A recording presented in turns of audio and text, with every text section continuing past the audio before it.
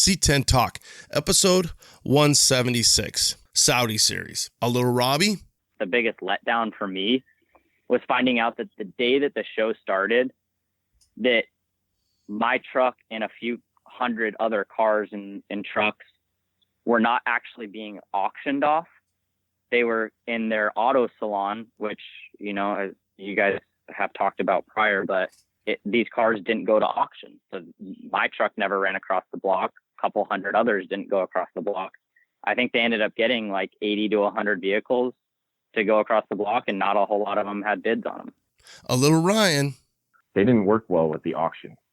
Basically, like, if I was bidding against somebody and I respected them, they wouldn't bid against somebody else because they respected them and they didn't want to like offend them or something. Damn, son. Let me tell you what Melbourne Post is packing right here. I've got 411 posi track out back, 750 double pumper, Edelbrock intakes, scored over 30, 11-1 pop-up pistons, turbojet, 390 horsepower. We're talking some bucking muscle. What does that do? Does that blow your mind? That just happened. Welcome to C10 Talk, your C10 truck podcast. And now I have a chance to be the best, maybe the best in the world. My old man, he's a television repairman, got the ultimate set of tools. I can fix it. I said I got 50 cents in that jukebox, and all I can hear is your mouth flapping. You hear that? Here's your host, Ronnie Welch.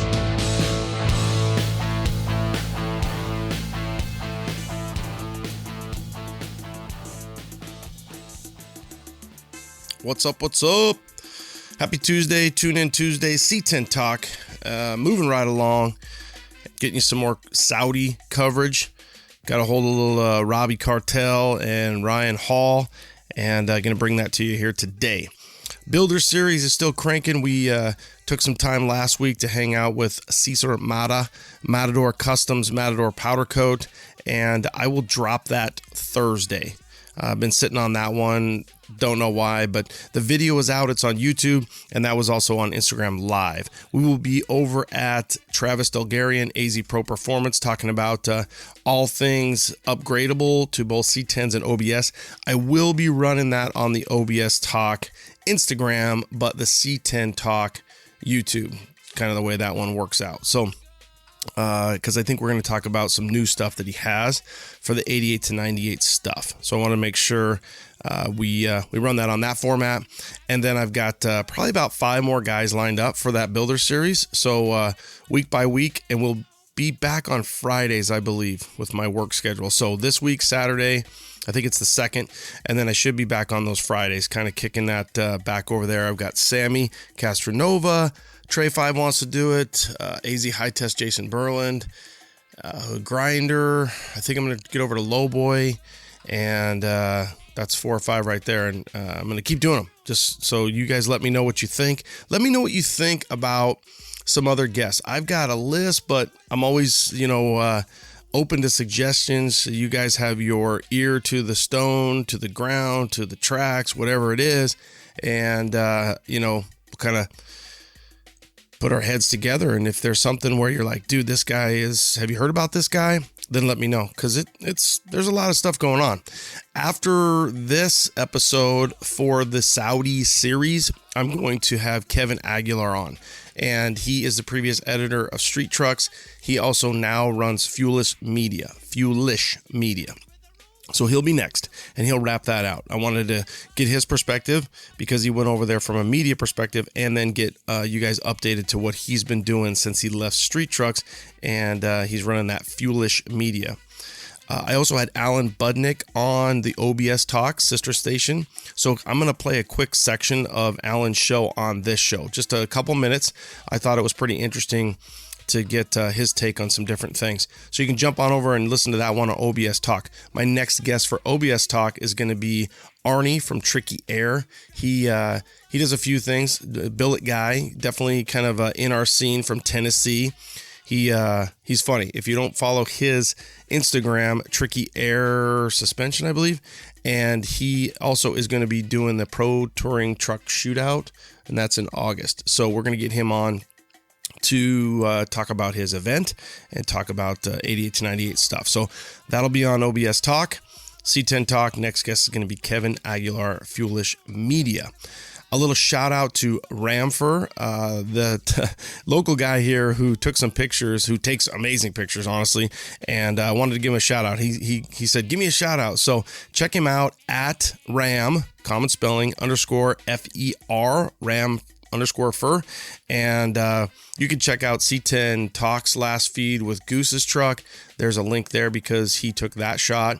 He's got a new camera and he's doing some killer stuff. Here locally, he takes a ton of cool pictures and he's in the scene. So what's up? You guys check him out. Shout out to Ramfer and keep doing what you're doing, bro. Appreciate it. Love the content. Love your pictures and love that you're really kind of a official GSI rolling media shot taker. You've done some really cool stuff. So you guys check him out. Some reviews to get to real quick, and then boom, we're going to get right into the show. Today, we've got Blink 182 fan, 5 stars. Dude, awesome podcast and great work. Thank you. I've learned quite a bit from the companies you had on and how many great companies are out there. I grew up in a 78 K20 and had an 84 K5 Blazer in high school. That's pretty nice, dude. If you're going to grow up in a truck and have a truck for high school, that's where it's at. I recently picked up a 1978 Scottsdale C10 grandpa truck, long bed, and can't wait to start making memories with my wife and kids. I'm so glad I found the C10 Talk podcast, and I will definitely be waiting for future episodes. Blink 182 fan. I love Blink 182, so that's pretty cool too. So really think about it. This is what it's all about. The kid grew up in the truck. He had a Blazer in high school, and now he's got a truck with a fam. So, Blink 182 fan, thank you so much for doing that, bro. If I start, perfect. Thank you. Best of the best, 5 stars by Slammed 67 Mike. Ronnie, thank you for bringing your passion for Chevy trucks and especially our beloved C10 to the world at large. You keep us all motivated and moving forward with not only our projects, but with the overall Chevy C10 truck movement. Thank you. From the aftermarket to the shows, it's like listening to C10 magazine being lived out on the radio. Keep it up. 5 stars. If I start, perfect. Thank you. Thanks, Slam67 Mike. I appreciate it. I love doing it. That was a pretty good summary of what's going on here. I love doing it, love bringing you the content, and really just connecting people and letting people hear one another's stories is what it's all about. One more real quick, greatest podcast, 5 stars. Crockett's Drop Shop. I met this guy at Dino's Get Down, so good people out there. Love the pod. I've been listening nonstop to all the episodes since I found it 6 months ago. Great knowledge for the hobby. Feels like you actually get to know the people without meeting them in person. Being from Mesa Original, that's where we're at, just up the road, I can still remember some of the things you bring up and talk about. Great stories, great people, equal great times and trucks. Thanks so much, Brian at Crockett Drop Shop. P.S. Love the OBS talk as well. Thank you, Brian, for doing that, and it was good meeting you this last year at Dino's. 5 stars, greatest podcast. If I start, perfect. Thank you. Perfect. Thank you so much for doing that. Thanks for leaving me a review. You guys, if you get a chance, please do the same. Please take the time, share the pod, rate the pod, and let us know how we're doing. You can shoot me an email, Ronnie at C10 Talk. You can leave us a voice message on the homepage, c10nation.com. You can pick up all your C10 Talk, C10 Nation, and OBS Talk gear there as well while you're stopping by. Hope you guys are staying safe, getting all your home projects done. Work's not too crazy, and let's get through this. Thanks for all the support. Thanks for tuning in. Be back next week. See you guys. Late. I actually went to Detroit. Went back to the Detroit Auto Show. Back then, you'd have the auto show. Then you had just a week later, you had the Autorama. So I went back for both of them. And while I was back there, I knew a Kevin O'Donnell who was on the truck design group back there. So I went to the GM Tech Center. This was in '87. And I got to see the first of these trucks, their first full-size clay model. They still had it in the studio. And this is kind of what got me in, looking back now, reason why I did what I did with our yellow truck that we built. But anyway, they had the first clay model back in the studio still. And I was fascinated by getting to see the way they worked and some of the things they did.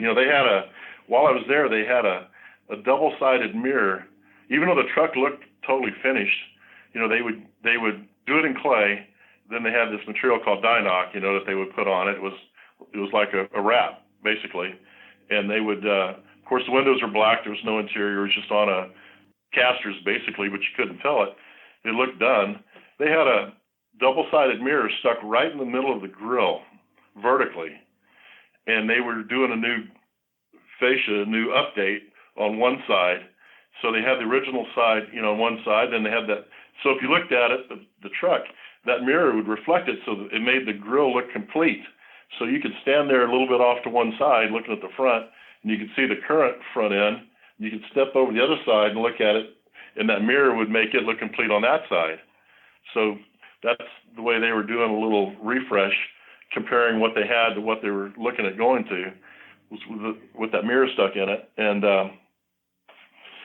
anyway, they had that. They had, clown cars, they call them. They would make a small scale, and they'd cut it right down the middle. They'd only have to make half of it, shove it up against a mirror, and the mirror would make it look complete and, of course, perfectly symmetrical. So anyway, I was really interested in the way the factory worked. And it was also interesting that in the hallways back there of the design center were tons of like bulletin boards full of pictures all these designers would tear out of car magazines. So all the graphics and our wheels and the things all the guys in the, that were doing and out here, they were all over Detroit was very aware of what the guys were doing, customizing and what hot rodders and everybody, what they were up to. Detroit was they were really interested in that, really following what people were doing. How cool is that to think that was probably, again, and that's what I think makes the OBS truck so unique, is that it's one of those trucks or one of those vehicles in the sense that Detroit was paying attention to the aftermarket, in that they're designing a truck, but being cognizant of what's going on and what's potentially going to happen to the truck. Yeah, it really is. It's cool that they realize that this thing's going to get kind of cleaned up. How's it look when it's cleaned up? And, it's amazing you don't just make them all that way to begin with. And to think that's probably kind of, when you think about Boyd and what Boyd was doing with that square body, right? So that's the end of an era. And then the CK truck drops on us and we're all just like, oh my God, this is a new truck. And really, besides the interior and the dash, which I'm a square dash guy, I never was, but now because of nostalgia, I am. I always kind of joke about that square dash, mostly because of the EQ being all the way over and the AC vent being all the way over, and it didn't make sense. And well, that's a whole nother topic. But to think that, at the time they were probably potentially even stressed about it. Like, well, we lead the way. We don't worry about what they're doing aftermarket wise. And then you look at the competitors, right? And then you think, dude, GM, was so far ahead back then to think, hey, these young guys, these kids, whoever it is, these hot rodders, they're going to make these trucks rad. So they're going to make them radder. Let's make them rad. Let's make them styling and take these cues and take these things, because this is the trend that I'm seeing, when I open up Hot Rod Magazine. This is what I'm seeing Boyd do. This is what I'm seeing, these different builders do.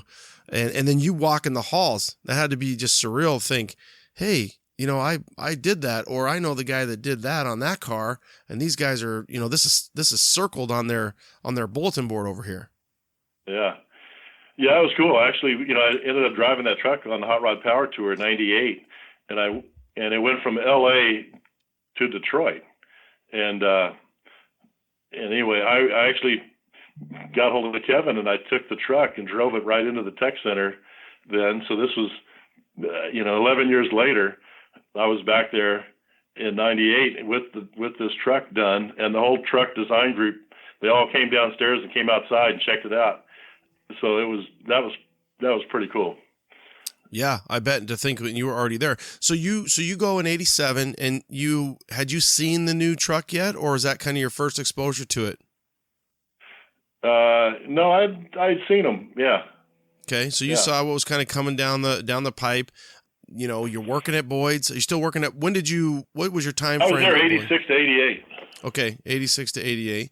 So so I went back there. While I was working for him, I went back to Detroit. So Hey guys, I have Jim Flanders, Brothers Trucks on. Jim, what's the latest? It's the same old thing over here. We're grinding away, selling truck parts, and really focusing on our YouTube channel. You know, the cool thing is, myself included, you know, I'll check that channel out. It's a great customer service, a benefit to us. When we buy something, we can get in depth and know a little bit more and know the ins and outs, especially to watch it even before you go to install the product. Yeah, absolutely. And we built a tech center in the back of the warehouse. So we literally bring in new products, we'll build them onto a truck or put them onto a truck, and we can see instantly how much work it's going to be, how easy it is. And we put that out to our YouTube channel so people, like you said, they'll be able to look at it and go, you know what, I can do that job in a day, or I can do that job in an hour. And it basically just completes a whole package of not just selling the product to a customer, but really backing them up when it comes to showing them how to do it and just making sure that they've got everything they need to get the truck back on the road or keep it on the road. Like I said, I've watched it myself. I love it. Now, I heard you're rearranging some stuff over there. What's going on in the warehouse? Yeah, we actually, this last year, we've been building a ton of inventory. And for a long time, we've always said, if you don't have it on the shelf, it's hard to sell it. You know, people want to have it on the shelf. They want to know they can call and get it out the door that day. So, you know, we're just trying to be more efficient. We're trying to have more inventory on hand. And, you know, we've done a really good job at building inventory over the last 25 years. So I think that's what's putting us in the lead in this truck market for sure. I totally agree. Brothers Trucks, you guys, for all your Chevy and GMC truck parts. And don't forget, they're putting new stuff on their YouTube channel all the time, so check it out. Thanks, Jim. Thank you. Hey, guys, I've got Kathy White, Classic Performance Products, CPP on the line. Kathy, how's it going? Hey, Ronnie, what's up? What's up? What's new? We've got a ton of things for the C10 community. First things first, our 2.5-inch Extreme X10 drop spindle. So we've upgraded the current modular spindle to modern technology. This new X10 spindle is a one-piece forged, but it utilizes strong, modern, bolt-in, internally sealed bearing hub assembly. So it's low maintenance. It doesn't move the wheels out, and you can use big brakes from us or any aftermarket big brakes out there in the market. That's awesome. What else is new? So we have actually gone back and redesigned our aluminum fuel tanks. As you know, our fuel tanks are the thickest, strongest, and largest capacity in the industry.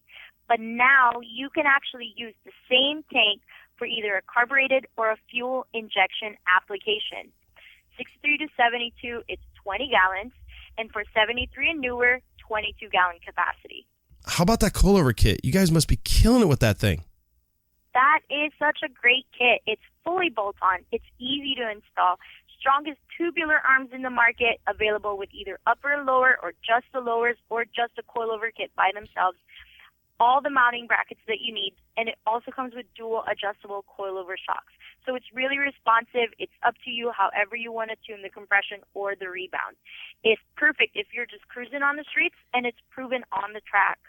Well, that's what we like. So if you need spindles, the new X10, fuel tanks, coilovers, they've got it. Classic Performance Products, CPP. And don't forget, use code C10TALK, C10TALK at checkout and save 10%. Thanks, Kathy. Thank you, Ronnie. Hey, guys. Continuing the Saudi series, and I've got Robby Keller. Robby, you've been on a few times. I'm thinking SEMA 17, SEMA 18, Street Trucks Cover, the Cover Girl, 1964 C10. Welcome back to C10 Talk, my brother.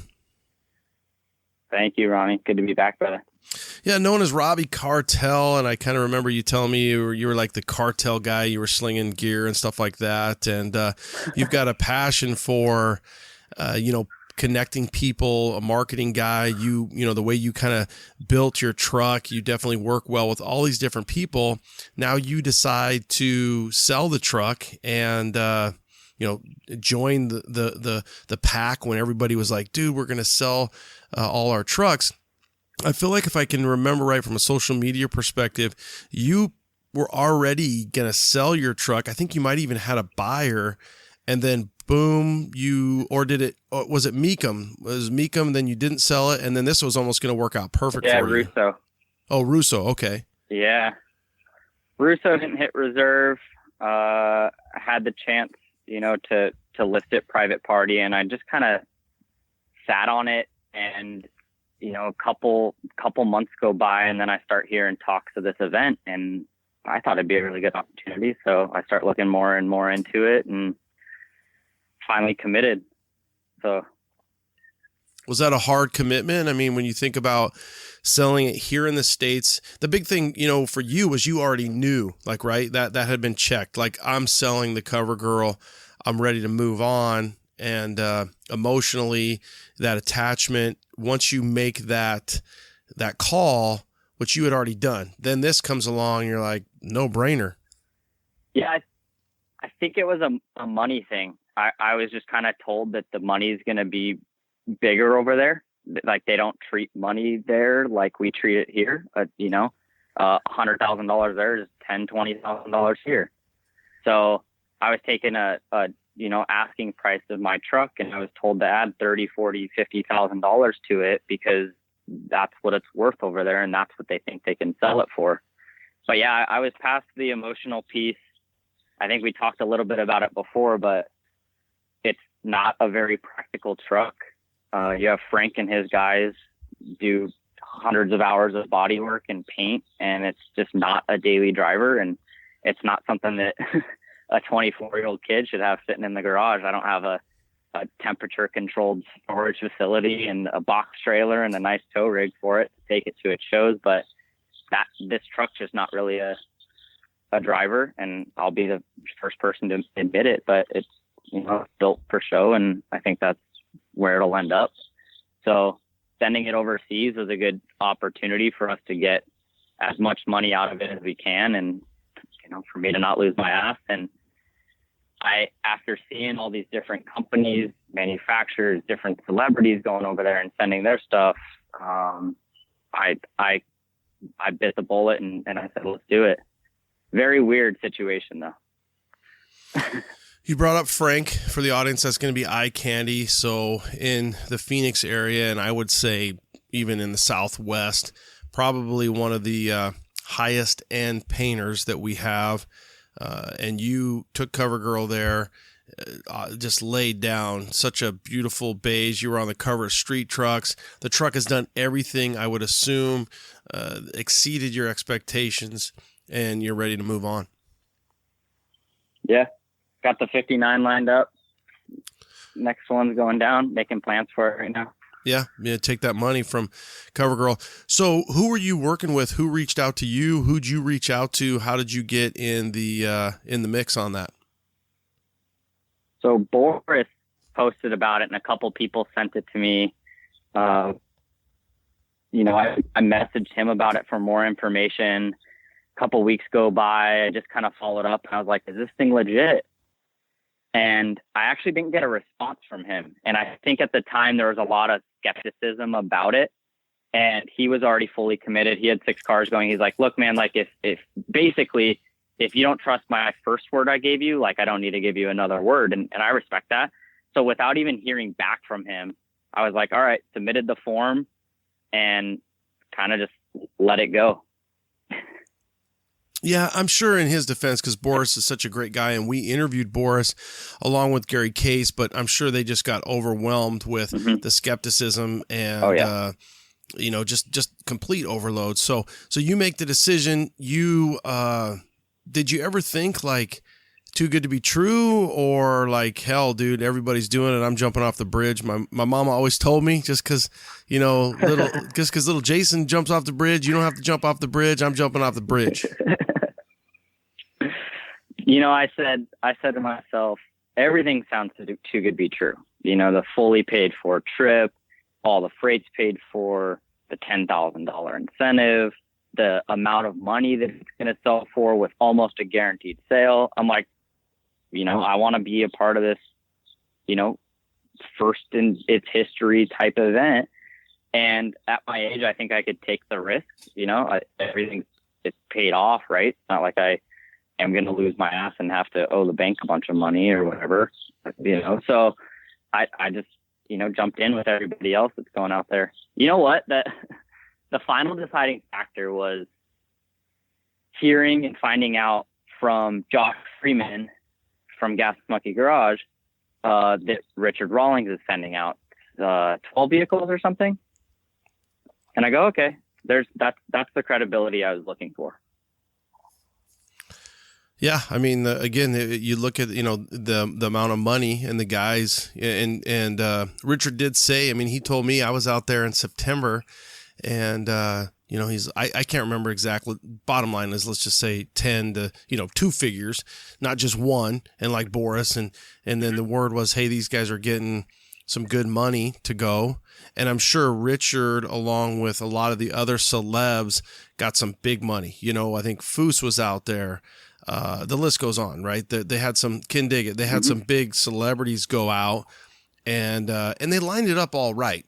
So from what I've been hearing, it was a great show, a great entertainment. I guess. Oh yeah.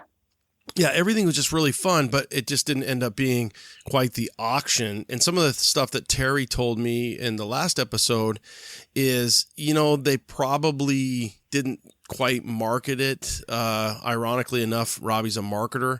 They didn't market it locally as much of an auction as they did a show. Whereas what we were hearing was, this is like, in my mind, I'm thinking this is like straight up Barrett-Jackson in Saudi with ballers. With ballers, right? That's exactly what's in my mind and why I got so excited for it. And then day one of the show rolls around and you don't see a lot of people there. And it was kind of concerning, but I was like, all right, like, let's give it till the weekend. I think did it start on like a Tuesday or something? It started on a weird day and I was like, let's give it some more time. A lot of people, I haven't really talked much about it, but my truck didn't even show up until 3 days into the show. Why? There was some, delays in freight or shipment or clearing the truck somewhere along the line. Yeah. Well, and the other thing that Terry said was the show didn't really start till 4 p.m. So he's like, he had no clue. He's like, okay, what am I going to do during the afternoon, evening? Well, then it switched and he ended up saying, hey, I ended up trying to figure out what I was going to do all day because the show was all night. Being out there, and then with the time difference too, being out there, I'm sure was very odd what you were just doing all day, hanging out. I know that some people, Joey Gons went out, Sean, those guys got to do some fun stuff just from what I saw. Yeah. Me and Tanner Timblin from RadFab were supposed to go. We had everything lined up, everything booked, and hotel, flight, and everything they had set up for us. And last minute, Tanner just had a lot of work in the shop that he didn't want to walk out on, and some deadlines to meet, and I had the same at work. Do you regret not going? I think with the outcome of the event, there was some cool stuff to see, and I'll probably never go to Saudi again in my life. It's kind of a once in a lifetime opportunity that I'm not too bummed that I didn't get to go. I would have liked to, but it's not going to change anything for me. Yeah. So no, I don't regret it. Cool opportunity, but you stayed here and, made the best of it. Yeah. Now, did you get paid as well? Like everybody was getting the 10 G's to send stuff over, or did you have to go over for that? So I did get the 10 G's. They sent that as very odd. Just kind of asked for your bank account, routing number, and social security so they could just wire you money. Yeah, that's pretty cool. Now, I heard some guys had to wait, and some guys were like, a day later, and next thing you know, there's 10 G's in their bank account. I was one of the ones that had to wait. I think 2-3 weeks after my truck had left, I still hadn't had any money, and I was just trying to not hound them. I'm sure everybody else was emailing them and calling them like, "Where's my 10 G's?" And I just had trust from the start that everything was legit, and it just kind of fell flat at the last minute. A lot of false hope. Yeah, I think it's one of those things where you're skeptical, too good to be true, and that's something that's just easy to kind of throw out there. You make the decision, truck goes, you see it load up later, going to Saudi. You're not there. That was probably frustrating in the sense that you're trying to live and see and watch what's happening, not only just trucks buying, selling, everything action-wise, but then your own vested interest in your personal truck. Kind of take us back to that time. Yeah, so first day rolls around. You have pretty much no communication from the freight companies, from the event management company, where the truck is and where it's at. So I was kind of relying on a couple people I knew that were going out there, Joey Gonzalez being one of them. And he and a few others would, hit me up and keep me posted, at least like, hey, we'll keep an eye out for your truck. And they were, sending Instagram videos and, texting back and forth on what's going on, how the event is, how's the turnout. And so I kind of had these like live updates because nobody from the event companies were keeping the car owners posted. So that was good. And as I saw these videos and saw how few people were there, and I think the most frustrating part, the biggest letdown for me, was finding out that the day that the show started, that my truck and a few hundred other cars and trucks were not actually being auctioned off. They were in their auto salon, which, as you guys have talked about prior, but these cars didn't go to auction. So my truck never ran across the block. A couple hundred others didn't go across the block. I think they ended up getting like 80 to 100 vehicles to go across the block, and not a whole lot of them had bids on them. So I sent it out there so it could, run through an auction format and have people bid on it. And when I got news that my truck wasn't one of those, that was a big letdown. So my truck ends up sitting in, the back. 3 days into the show, I finally got photos of my truck from a buddy, and it's, in a pitch black darkness of this back booth of one of the tents at the show. And I wasn't really sure how anything was set up and why it was dark, but I mean, you never saw photos of my truck at the event because you couldn't see it. It was in the back corner. It was dark. One of the last vehicles, I think, to show up. So I kind of lost hope once it was there. And at that point, the only thing that was going through my mind was, when am I going to get this back? I'm going to run this thing through Barrett Jackson or something reliable here. Like, I still want to sell it. Yeah, too bad the stuff didn't come back before Barrett. I think Barrett would have had a shit ton more high-end trucks if the trucks could have gotten back in time. And, to your point, you didn't see a lot of well-litness, especially at the afternoon time. The trucks that we were seeing were, it was pretty dark, so then guys were snapping pics and stuff like that. During the day when they were out, quadding or ATVing or sand duning, or I even saw some camel ride stuff, it was a little bit more lit. But it's probably hard because you're almost competing. Like, when you think about it, you've got the Richards of the world, you've got the Ring brothers, you've got some big dudes, and they're over there, working, which 100% don't blame them. They're working for their end to push their trucks and cars and stuff to the highest level, to the highest bid, to get in front and get it in front of as many people as possible. And then you're not there and your truck is in the corner. So you're like, all right, this isn't going to go good, especially because you probably put a high tag on it when we were all told there was going to be a $30K tax, and then they, Terry did allude to them dropping that tax to $5K, but it was, a little too late in the game at day 3, day 4, once they decided to do that. So there's some change there that if they do it again, they definitely will educate and probably not tax people as much, and so on and so forth. So kind of a tough deal at that point because you're not even there. Yeah. So I think it was a learning experience for everybody out there, everybody involved. Yeah. I don't know if people would do it. It'd be interesting to see how many people would do it again at the time. Do it again. At the time, people were like, there was so much hype, and they did a great job of hyping it. There was, I said this on the other one with Terry, but people were, like, I'm going to build one, for 2020. Like, if this hits, then I'm already got, 2 or 3 trucks ready to rock and go.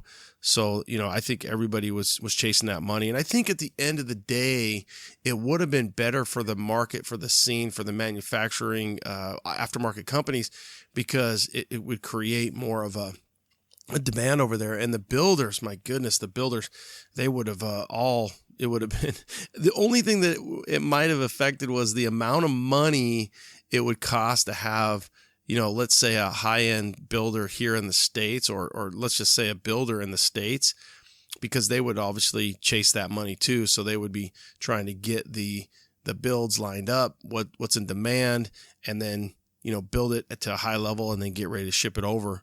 So that might have been something that kind of reared its ugly head down the road.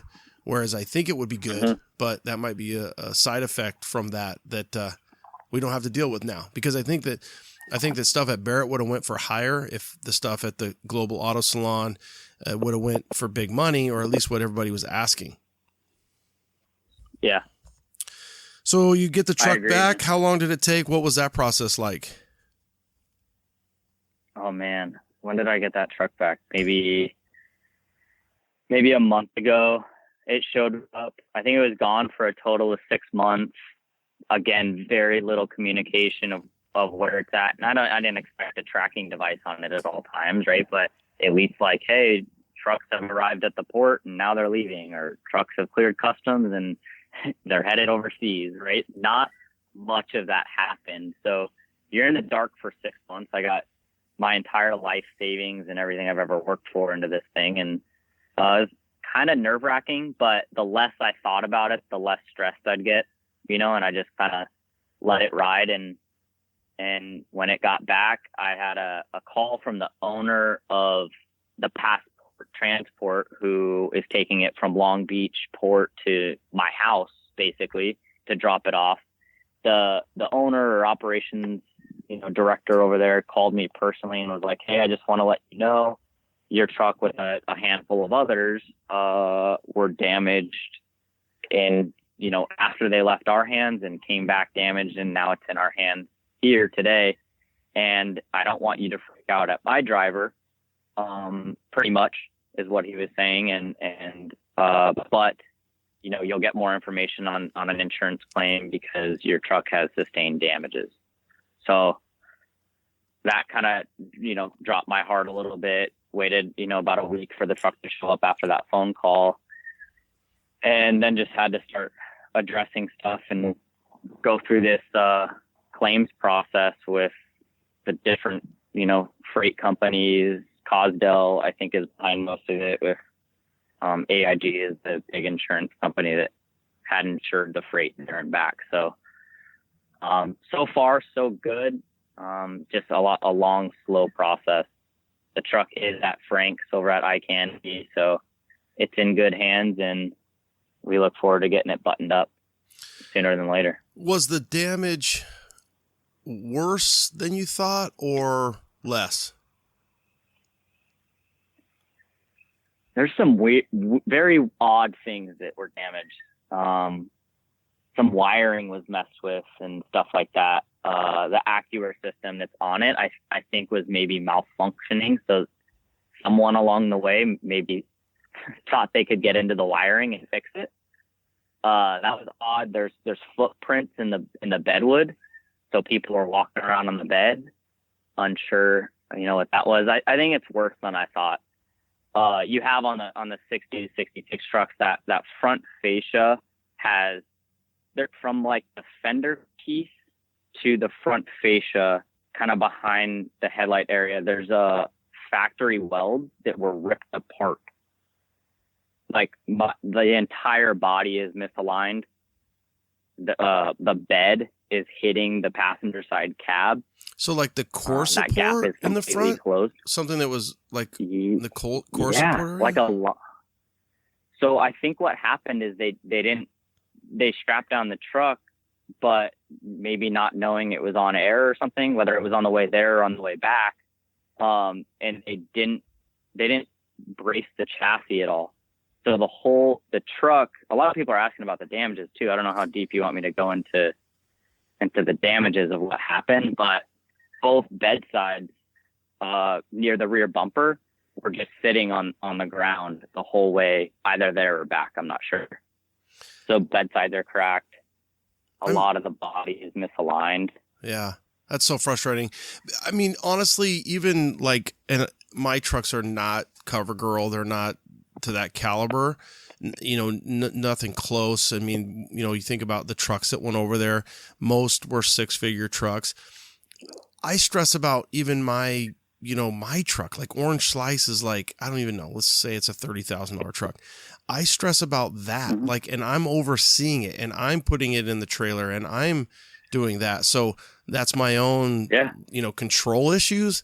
But to think that you have a bag truck and it could leak down, it could do this, it could do that. It's not, they make those, precision replacement parts. And I've seen other guys just make a real nice, clean setup with a block system. So they'll slide it underneath their trucks in 2 to 3 spots so that the frame can somewhat rest so that the truck doesn't go too low and then sway and then so on and so forth. So yeah, it's, I'm sure it's extremely frustrating. Do they give you kind of an estimate? Like, so you take it to Frank and he's like, dude, I got 15K here, easy. Frank's working on that as we speak, but there's probably in the back half of the truck, 15,000 in damages. And that doesn't include like cut and polish on the entire thing, crazy detail, the bedwood kit, completely trashed. I would say $20,000 to $30,000. Why would you say the bedwood's completely trashed? Well, like what happened there? I mean, obviously there's footprints, but you think the wood is just yoked? I think a lot of it's warped. I think what happened was the bedwood, either at port, the humidity.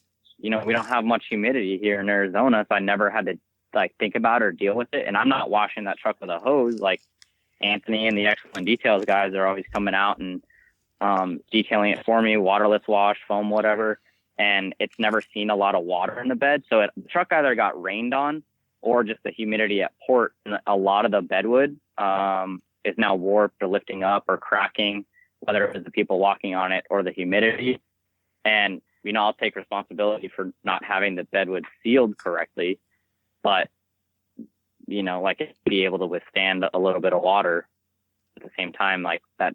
I got to replace that if I want to run this thing through Barrett next year, Yeah. And then the labor, whether or not, that's going to be the key is having somebody work on it to that caliber. So if you have Frank and the guys do it, I mean, it's a high end shop and getting it in and the amount of time. And again, it's just that control.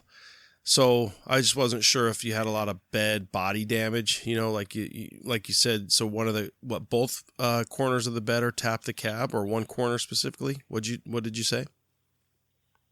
Yeah, both rear bed sides are crunched in a little bit on the corners, kind of like you aired it out. Say you have your front all the way aired up and you lay out your rear, it'll just crush the bed sides. I mean, the truck doesn't stop until the body and the frame stop. So it's kind of built to all lay out evenly at once. And it either leaked in the rear, or they didn't support it, or aired it out and crushed those bed sides. Frank's telling me he thinks both bed sides just need to be replaced, cut them off and put new replacements on. Wow, that's a lot.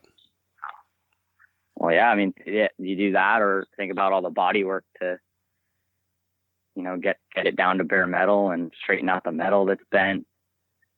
Yeah, no, I mean, the end caps on the beds, the end caps are split from the bed sides.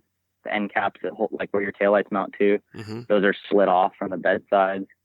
Wow. So yeah, there's definitely a good amount of damage. So how has it been going with AIG being, at least a stateside company? Following up with them every 3 days, trying to get responses and get somebody out to come inspect it.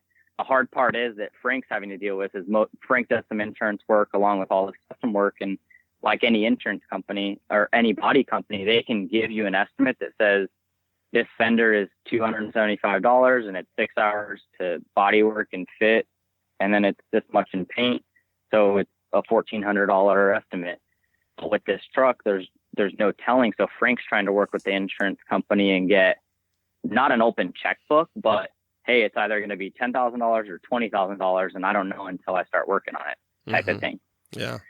So has an adjuster been out? The inspector was out on Monday.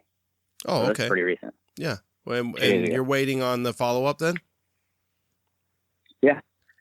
I think they do Frank's have working the on ability to have his, like change orders. Like once that, when I've just done like regular, my wife's car or something, that the insurance agent, obviously the company, because they're reputable, it can say, hey, this is what I found. So I need an adjustment here, so can I get an extra $400 or something like that? So hopefully with whoever he's working with, he has a relationship rapport. He could say, hey dude, I'm not, this isn't fly by night freaking bodywork.com. This is the real deal. And this is what I'm seeing. You know what I mean? Yep. Yeah. And the adjuster was super cool. He works for an entirely different company. He's not even from AIG, but he's contracted by AIG to come, do the inspection and check it out. And he was luckily familiar with restoring cars and what it takes to get these vehicles to this point, $20, $30, $40,000 sometimes to paint a truck. Mm-hmm. So he had a good understanding in what it takes to fix. So that was comforting, at the very least. Yeah. And what I'm going to do is I'm going to make like a sticker that says this was in Riyadh and it was damaged. And when I go to Barrett next year, 2021, I'm just going to put those stickers on all the trucks that are there, so that people know that these were wrecked. Not really. I'm not going to do that. But this thing is totaled, but we made it look good enough to go across the block. Yeah, it didn't. Hey, didn't this go to Riyadh? Yeah, it didn't sell because it was freaking jacked up. But you can buy it here for a special price for $59,000. Special Barrett dude, Jackson I want 2021. I want this thing to look the best it has to get to Barrett and move on from it. It's So risky, but what do you want to try to get out of this truck? So you get it cleaned up, you take it to Barrett. I can definitely guesstimate. I mean, I can play that game. I'm gonna.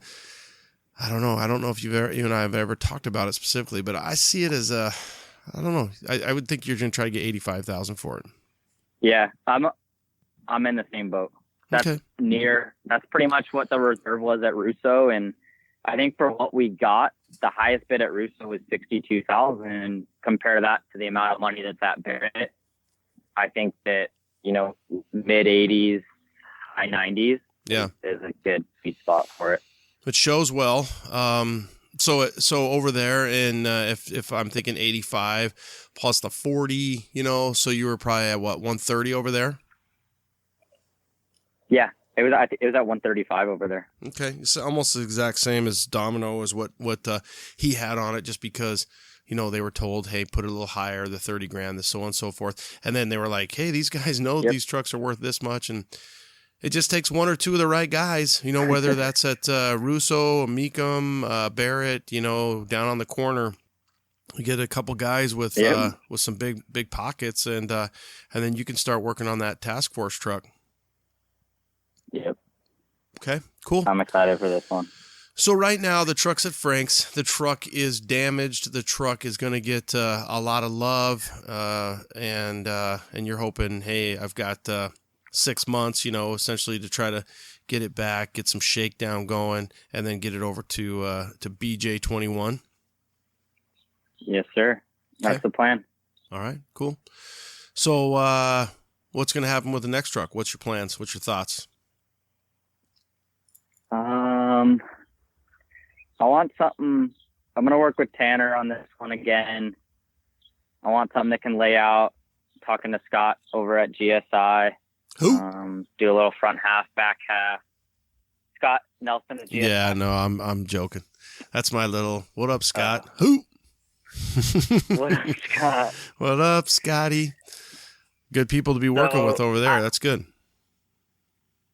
Yeah.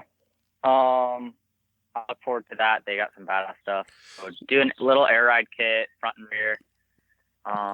Well, and the paint on that is all OG patina, right? Yeah. So it's the original Arizona truck that I found up in Globe. Cruised out there, picked it up for a decent price. It runs and drives as it sits, and I want a cruiser. I want something that I can turnkey, take down to the, Cars and Coffee, take down to pavilions, but something that can, still hang out and look badass. Yeah. all you guys, and orange slice level, cruise around, enjoy it, and do what these trucks are meant to do. Yeah, that's never had that real opportunity with Cover Girl. I've got the Limbo here, which is Kevin Stickles, and it's stressful. I can't imagine, having a 6-figure truck that you're worried about walking by, and takes some of that. You said sometimes I leave warehouse. the garage open at night. Leave the garage open at night. I see what happens. Leave the keys in it. Yeah. See what happens. Yeah. Well, I'm gonna put that on that sticker that I put on it too. This has been Joyride from the hours of 2 a.m. to 6 a.m. just like Ferris Bueller. You guys can take it out for your own joyride. Don't believe what the mileage marker says, because there's an hour meter, but that's good, dude. I'm glad the truck's back. I know that, I don't want to reference Terry too much, but he was like, I either want it back in, pristine condition, or I want it, in the ocean. And unfortunately for you, you've got the one with some damage, and you're working through it. So that was kind of a big thing. I wanted to make sure I interviewed guys once their trucks were back and kind of see where they're at, because you hate to catch up with a guy and his truck's, still out there in the middle of the ocean, floating this way. So we're glad that you got the truck back, and hopefully that, I know you got the right guys on it, Frank at Eye Candy and his team, and I'm sure it'll gravitate over to Tray 5 or something, and they'll do a little bit of work on it, and then you'll have it back home and ready for the auction this next year. Yep. And then I can get started on the next one. Okay. For the audience, Robby Cartel, you can check him out on Instagram. You can watch him work on his next truck, and we'll see what happens with Cover Girl. Hopefully 2021, Barrett Jackson. It'll be we'll cover that just as well. We'll be there. Heck yeah, brother. Okay, man. Thanks, brother. If you need anything, let me know. All right, dude. So you bought a C10, and it either had AC at one time or it wasn't even an option.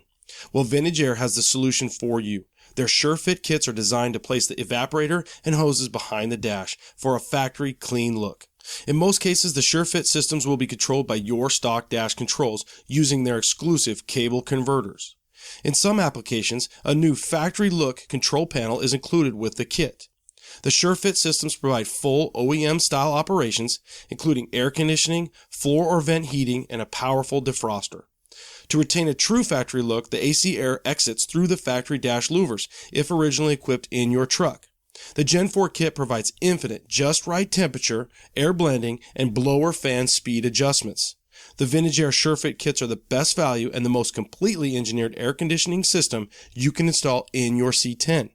Add the fact that Vintage Air has been the most respected name in performance aftermarket climate control systems for 40 years. 40 years? Damn, son. The choice is obvious. VintageAir.com. You've heard me talk about my gauges. Dakota Digital. I love them.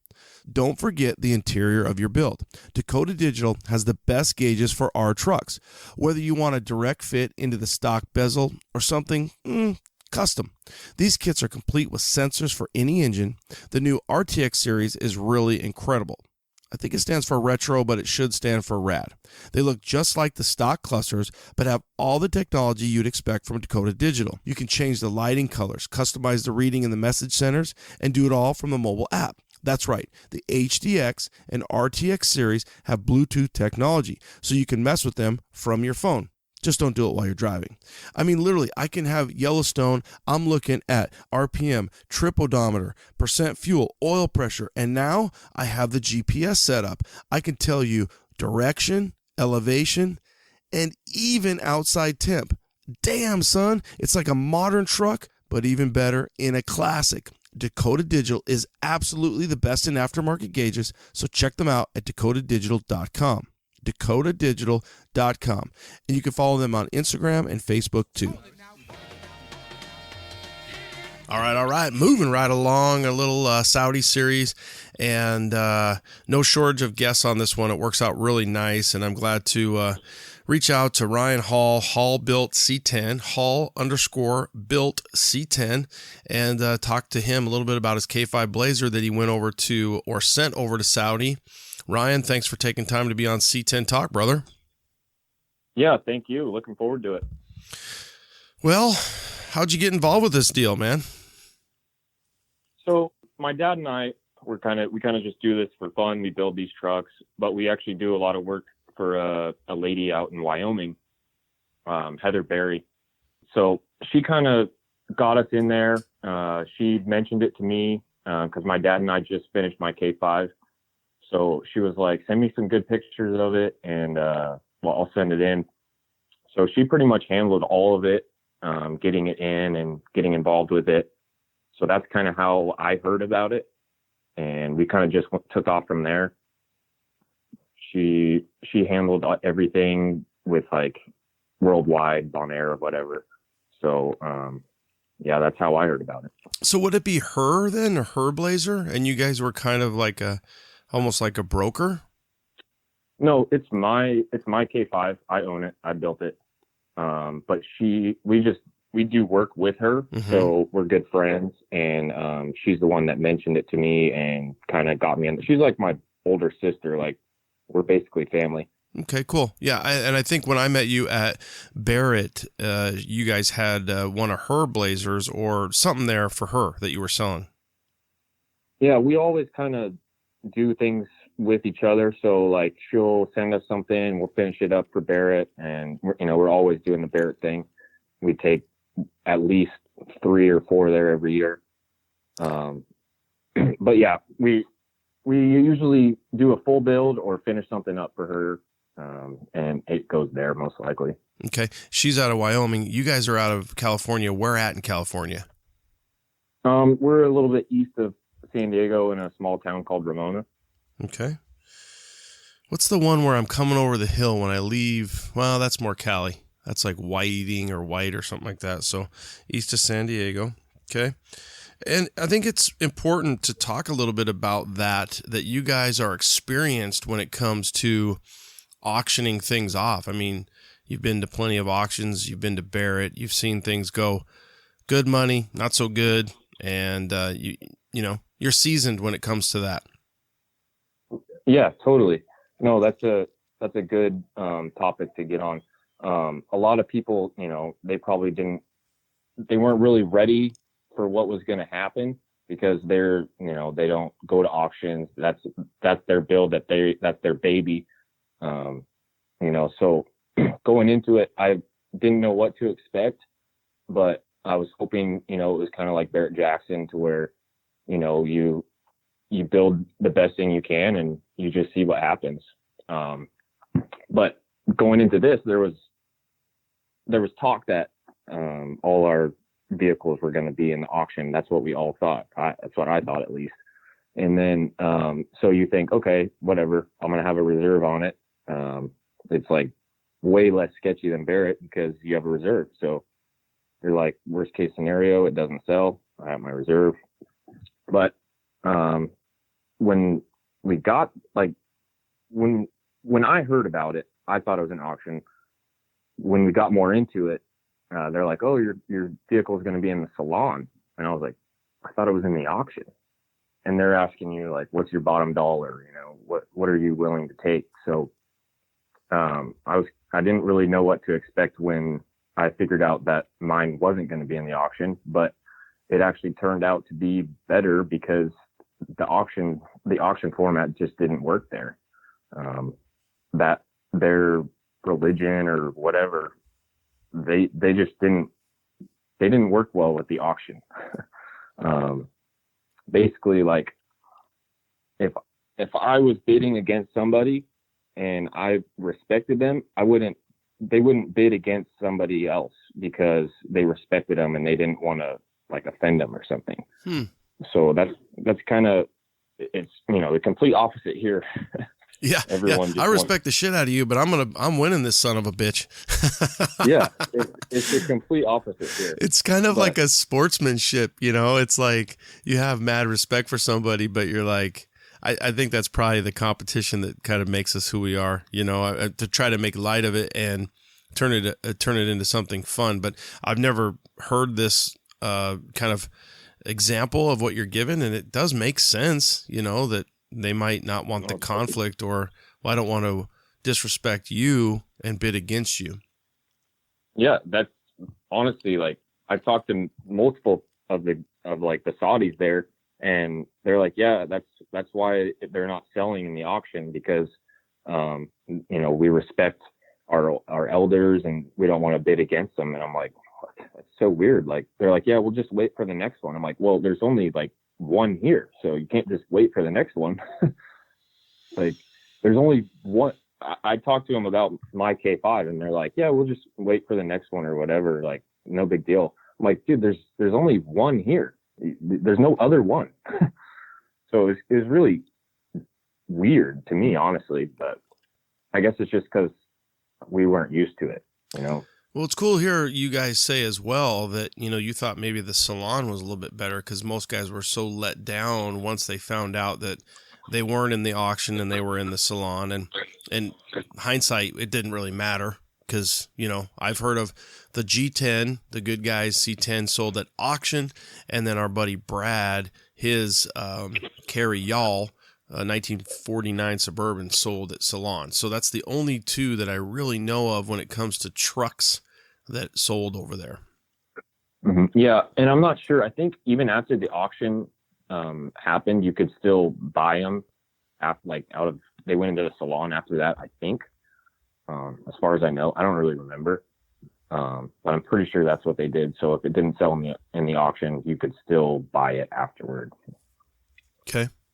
So you went over there. So that I think, what's your take on it? Are you glad? Because so far I've interviewed Terry. He went. Robby did not go, and you went along with the Blazer. Yeah, I'm definitely glad I went. It was a major learning experience, but it was a great experience to be able to go do. I'm glad I went, mostly because when I got there, my truck wasn't even there. I couldn't find it. It was like nowhere to be seen. And then once it did finally show up, which was like 2 days after it had already started, it was insanely dirty. Like, it went through a freaking dust storm, gnarly storm, because it looked like it'd been driving down a dirt road for a month. It was crazy. And there was no one there to clean it. No one was cleaning it. There was no signs on it, nothing. So, I mean, the whole experience was epic. Like, I'm glad I got to experience it, but if I wasn't there, I don't know what would have happened. Like, there was cars that stayed dirty all week. And if I wasn't there, mine probably would have been one of those. Do you think that, did that matter to them? Like, do they put the same value on a clean car? Absolutely not. I think 90% of them could care less. Mine being a 4-wheel drive, which most things there weren't. They were asking me, oh, how would it do out in the dunes? Could I take this out camping in the dunes? And they could care less that it was nice. They just wanted something to go beat up. It was crazy. Well, because you were a little different, I almost would think that A, your Blazer would have sold, and B, that you probably had the ability to make and create some relationships to where somebody might want to stay in touch with you guys as a guy who's putting together some killer 4-wheel drive vehicles that they can take out and cruise the dunes. Right. Yeah. No, I did. I met a couple people. One I've still stayed in touch with a little bit. He was wanting to buy and sell some cheaper C10s, K10s, or long beds, whichever. He didn't really care. He wanted to just kind of do some work together. I don't know if it's going to work out just because of shipping and just there's a lot to it. And I don't know if he's going to work out, but maybe. But yeah, mine was different because I think there was only a handful of 4-wheel drive stuff there, which I thought was like an easy sell, going over there with what I was bringing because of what it was. I thought that since it wasn't, my price wasn't blown out of proportion. I thought my price was fair. I thought being not slammed, you know, just a 4-wheel drive basic truck that it probably had a lot of selling factors to what they wanted over there. But I just don't think that they were ready to buy anything. I was close on like one deal with the guy, but I don't know if anyone was truly there to buy some cars. I think they were just there to look at cool stuff and see what happened, you know. So I don't know if they really knew what they were expecting to walk into as a show. I don't know. There's a lot of, I guess, still questions that I would have, like what they thought was coming there, you know? Yeah, and like you said, I mean, it's cool that you went and got to experience it, meet some people. Do you think if you could do it over, would you go again? I think I would. I don't think I would bring something that I built from the ground up and just cared about. I think I would bring my other K5 that I drive the shit out of it, and I don't care if it gets scratched, you know? I think that's something more that I would bring, not something that I want good money for and that I care if it gets scratched. Okay. Honestly. I don't think I could get myself to bring something there again that I put blood, sweat, and tears into building and just watch people, you know, drag their dirty hands down it while it's dirty and jump inside of it. Like, it was a different crowd. That was probably what did it for me. That wouldn't get me to go back. Was because just, it's not like lack of respect, but lack of respect to the vehicles. They didn't get that, okay, this is someone else's, I shouldn't get inside of it and touch it, and I shouldn't do that. They didn't understand why that was a thing. Mm-hmm.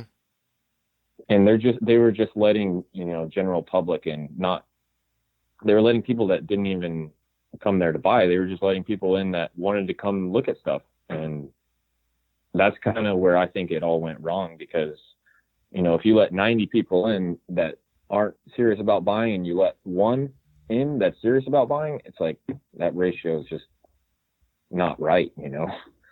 At these auctions like Barrett Jackson and stuff, there's a crowd full of people there that are just ready to buy. They come there to buy. Yeah. And that was not the case.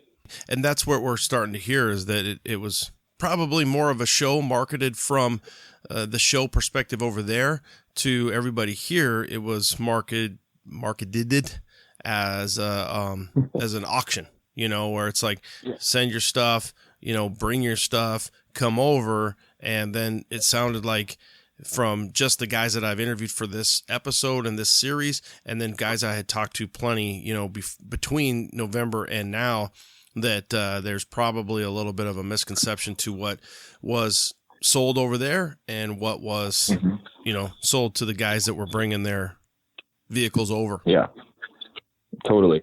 And I think it'll be hard to do it again next year. I know a lot of people got $10,000 for going, but a lot of people didn't, and I was one of them.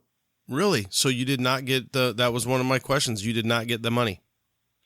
No, I did not. You know, I got a free trip over there, which was amazing, but I didn't get the money. So I was out a week of work or whatever. It was just a vacation, I guess you would say. Yeah, I mean, that's cool, and I like that you look at it that way. You know, like, hey, I got a free trip, and you look at, especially considering what we're going through right now in our country and worldwide, you never know what's going to happen from one day to the next, but to have a positive spin on it and say, listen, I got to have a fun trip. Were you told that you were going to get the money, and then you never got the money? It was weird. Like, you know, I heard about it. I was like, okay, cool. So if it doesn't sell, like, I get the 10 grand. How's this work? I wasn't really sure how it worked in the beginning. I thought from the beginning that if it didn't sell, that's when I got the 10 grand just for doing it, whatever. But if it sold, I didn't, which I was completely wrong. So, I didn't know what I was hearing. I was just hearing it from like one another person that was going, like, whatever, off Instagram. I was just hearing about the 10 grand from one another. And I guess that was my fault for not looking deeper into it and just expecting, oh yeah, I'll get it eventually, whatever. So I think it was a learning experience on my end that I should have looked into everything and before I let it go. I thought, okay, it's coming eventually. Where the 10 grand here? Oh, nope, never came. Yeah. So I was kind of confused. Some guys say they got it right away, and some guys said it took a few weeks. I think Robby said his came about the time that the truck left. So yeah, that was, and maybe because you didn't push it, or, I don't know, maybe call your contacts and be like, hey, did I just get lost in the shuffle? I would assume that you have you talked to them at all about it in just a little bit more kind of detail, or just say, screw it, I'm glad I'm back, my Blazer's back, I don't give a shit? Well, I mean, obviously I would love to have that money, which I feel like was deserved, but I did talk to Worldwide about it, and they didn't really want to answer my questions. They kind of just beat around the bush. I don't know where the money went. That's the real question. Like everyone that brought cars was supposed to get that money. So if there was 180 people, there was like 150 to 180 people that didn't get paid. Oh, really? So yeah, it's not like a handful. It's like 180. There's 450 cars that went, and I think it was like somewhere between 100 to 200 people didn't get paid. Now, who are you hearing that from? That's a lot of money. Just when we were there. Oh. That was the talk. Did you get your 10 grand? Nope. Did you get your 10 grand? Yeah, I got it. Like, some people brought 10 cars, they all got 10 grand. Well, they got more than 10 grand. What I was told, they were getting 10 grand per car. Yeah, they got 10.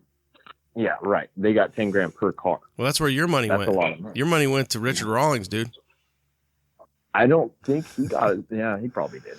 Yeah, I think some of those bigger celebrities got some big dough, and to get them over there, then their safety and their entourage and their hotel accommodations. Yeah, there's a lot of money going on there. But yeah, I hadn't heard that that A, you didn't get it, and B, that multiple up in, to 100 plus people didn't get their money, because that's just a shitty deal. I mean, really, so far what we've heard was it's pretty a positive, besides the stuff not selling. And I think that kind of comes down to just the way it was sold and or marketed over there. But to hear that you were told you were going to get something you didn't, that just sucks. That's a shitty deal. Yeah. I mean, I don't want to, think about it negatively. Like I told you before, it was, it was a great experience, learned a lot, basically a vacation, but that 10 grand kind of made me have second thoughts about it. If I got the 10,000, I would probably be like, oh yeah, it was a great experience. Couldn't have been better. It's funny what money can do, especially 10 G's. I mean, that's a lot of money. That is a lot of money. Yeah. I mean, just for going over there, that's a lot of money. But end of it all, I'm glad I did it. I'm not regretting it. My Blazer, my Jimmy has a couple little things, but nothing I can't fix. It's frustrating, because I shouldn't have to, but. So what was the damage, if at all, like in kind of detail? When it comes back, was it surface damage? Was there any body damage? No, there's a little ding on the bottom of the rocker. I got a scratch in my a rear trim piece.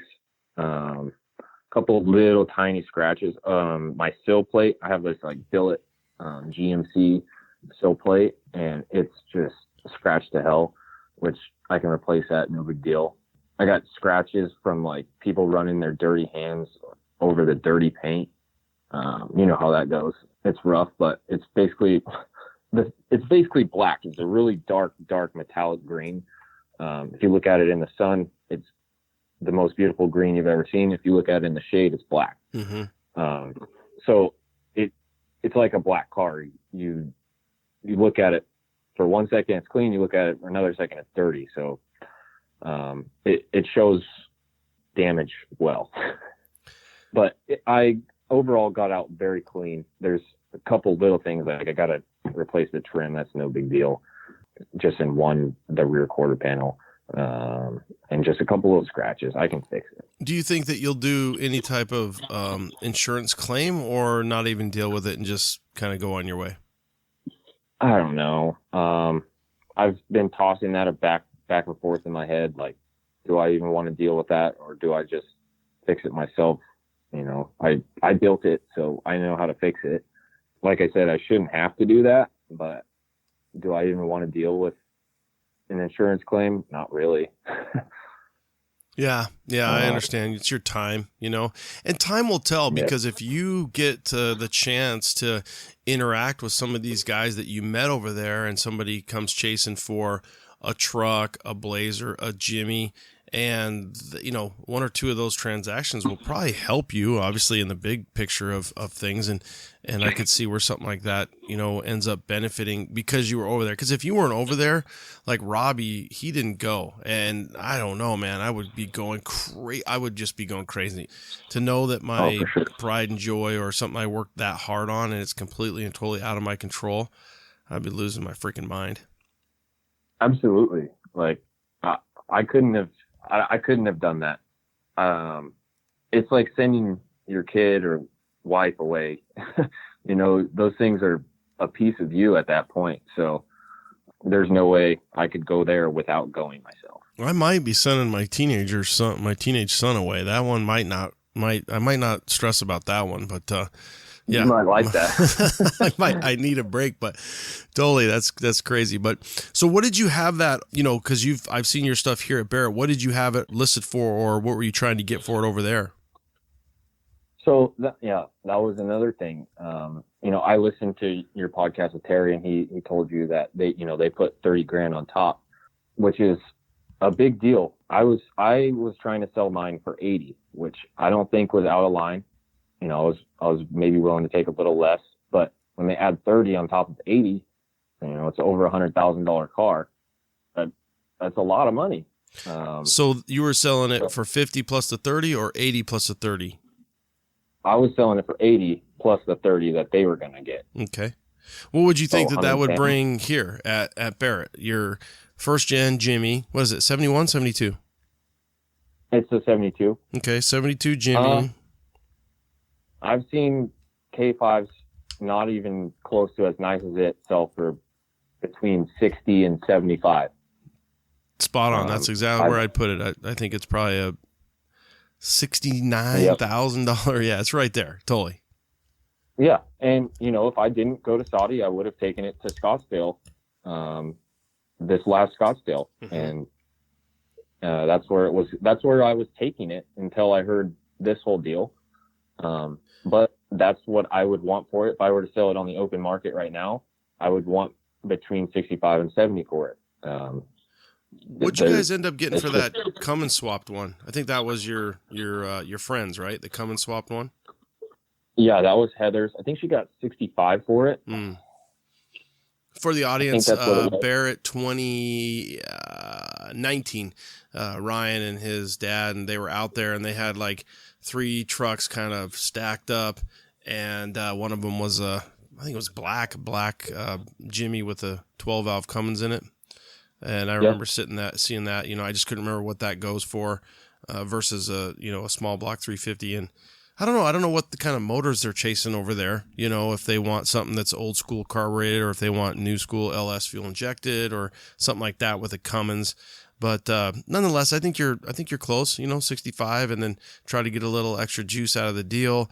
The 30 just kills it. And then, like you heard on Terry's show, they changed all that, you know, 5,000, you can drive it here, it's legal, so on and so forth. And it might've been a little too late. I just wonder, A, if people would go, and B, if they'll even have anything like that again. If it's such a hard deal, because I feel like so many guys were sitting back here, both participants, builders, and just trying to see, okay, what's going to happen, and is it worth the kind of the juice? If it's worth doing, you know, building a truck. And I'm sure you were thinking, if I sell this son of a bitch, I'm freaking building 2 more of these. I'll take one to Barrett. I'll take one to, you know, the worldwide auction, you know, November of 2020. And I'll have one, you know, another Blazer or another truck or whatever, K10, C10 ready for Barrett 2021, and guys were definitely. Right. Did you find that you were spending the money already? Yeah, I mean, that's a hard thing. It's a hard thing not to do. Terry was like, "No, I wasn't spending it." I'm like, "Dude, I'm spending it, and I'm not even going to the auction. Like, my mind's working all the time on stuff I want to buy and build and everything else." So that probably had to be a very hard deal, and then an added, thing to the letdown. Yeah. Well, yes and no. I mean, I'm 23 years old, so I don't even know what I would do if I got an $80,000 check. Probably buy a house. But I definitely wasn't counting my chickens before they hatched. I was being told, yeah, there's nothing coming back. Your stuff's, it's almost a guarantee it's going to sell. We got tons of buyers over here. Money's going to be there. That's what we're hearing. So, yeah, when you're hearing that kind of stuff, you're like, oh, this is real. And, I already was planning to sell it. So this is the game that we do. We build it, we enjoy it, and then we sell it. So whether I sold it there or I sell it at Barrett or I sell it outright, whatever, there's always another one. Yeah, that's what they were saying. That's what they were telling you. And you're like, no, there's not. This is the only one here. You need to buy this one. Come on, hook me up. Yeah. Well, there was only one there. The Ring brothers had that black one, and they brought the white one, but the white one got damaged. And the black one was just over the top. So I pretty much put it as the only one there.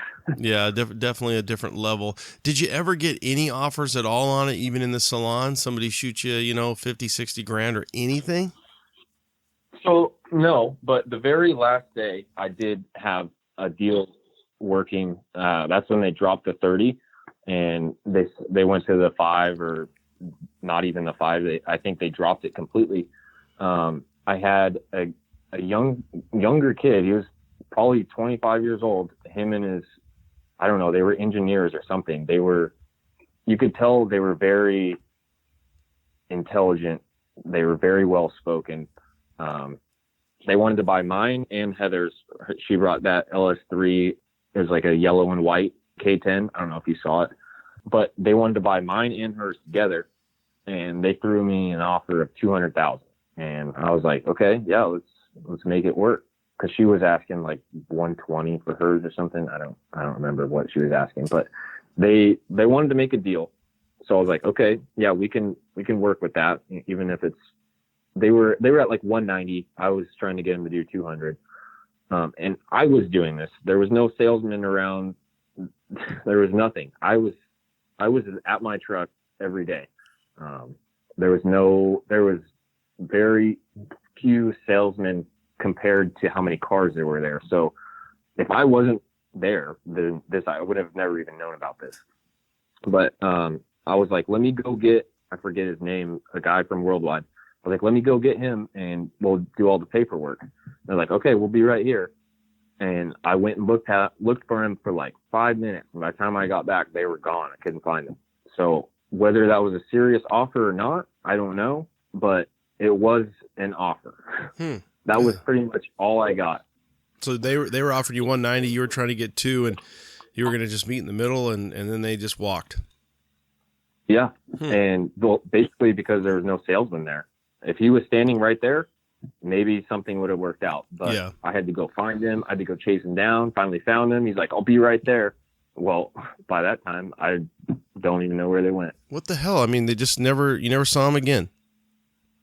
Nope. So I don't know if that was just all talk. You know how it is. Yeah, that was all talk. There's no way that. Yeah, they changed their mind, or they friggin' found something else or something. Because I mean, that wasn't meant to be. They would have came back and they would have chased you down. Yeah, it was weird. So was Heather there? Did she go with you too, or no? Yeah, she was there. She was there, but she left the last like 2 days, like a day earlier than me. So when they dropped the 30, she was already gone. So does this Heather come to Barrett with you guys? Does she? Because I mean, obviously when I met you, I'm gonna have to meet her, because if she likes trucks and she likes that, she has that kind of trucks, and she's your older sister, then I'm definitely gonna have to meet this chick. She's pretty rad, and she's from Wyoming. I mean, dude, what the hell? This girl is freaking. How did you end up She's meeting her, by the way? How does a kid from east of San Diego who builds rad shit meet some Wyoming chick who builds rad shit, or has you build rad shit? My dad's always looking for trucks, everywhere. And he came across this Cheyenne Super in Wyoming, and he calls her up, and they come to a deal on the phone, and pretty soon, I don't know what happened. She sold it to someone else. And my dad's like, what the fuck? Like, why'd you sell it? What happened? I thought we had a deal. Well, they ended up becoming like damn good friends, and it's just been downhill ever since. Yeah. Uphill or downhill, however you want to look at it. Smooth sailing. Downhill. Yeah. All right, cool. That's cool. It's been a blessing and a curse. We've done a lot of stuff with her. She's done a lot of stuff with us, and it's been great. Cool. That's crazy that she's that into it. You don't hear of too many females are that into it, especially high dollar trucks like that, and moving and shaking in Saudi and Barrett. So cool peeps for sure. Yeah. Okay. And she's a dealer out of Wyoming. She's got stuff for sale all the time. She mostly does Broncos, Scouts, but she does Blazers and trucks too. She's got a shop in Wyoming called Woody's Wagons. It's in Sheridan. Cool. I'll have to check it out or meet her when she comes out. What's next for the Hall Built guys? Well, we're building a C10 right now for my grandpa. That's the copper and white one? Yep. Okay. It's a bronze and white Cheyenne Super. Yeah. Mm-hmm. We're doing an LQ9 Holly fuel injection. It's just going to be a really clean, badass truck. After that, my dad's going to build a Blazer or two Blazers, and I got a couple things that I'm going to change up on my K5, and then it's going to go to Scottsdale, the 50th Scottsdale. Barrett Jackson. So the Jimmy that you took to Riyadh will be ready to rock and roll. You'll clean it up, and it's almost like the Hulk, big old green thing, and you're going to bring that to BJ21.